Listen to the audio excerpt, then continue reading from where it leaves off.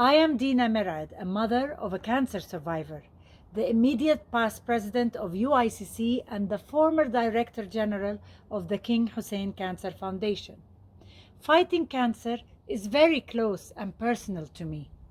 It started when our son Rakan was diagnosed with leukemia in 1997, 2 days short of his second birthday. Jordan did not have life-saving care at the time, so we had to travel thousands of miles for him to receive treatment. I was very aware at the time that we were of the lucky few who were able to give our son his rightful chance for life-saving treatment. I was all too aware that many who loved their children as much as we did not have that chance. Lack of access to treatment is a 5-word sentence that is bandied about a lot in the global advocacy world.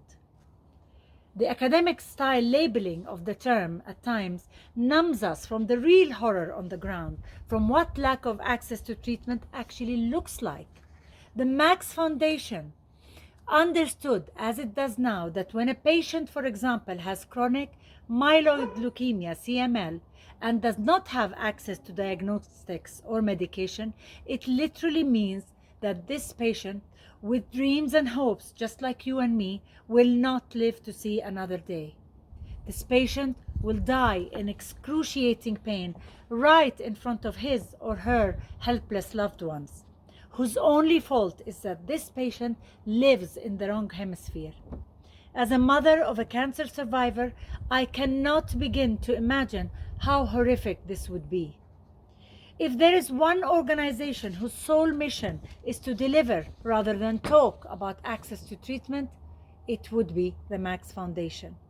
With more than 10 million monthly doses of life-saving treatment, love and support given to over 30,000 patients for 20 years, through great local and regional partnerships, the Max Foundation has worked hard to convert the tragic reality of lack of access to treatment for millions of patients globally to what it could actually be: access to life.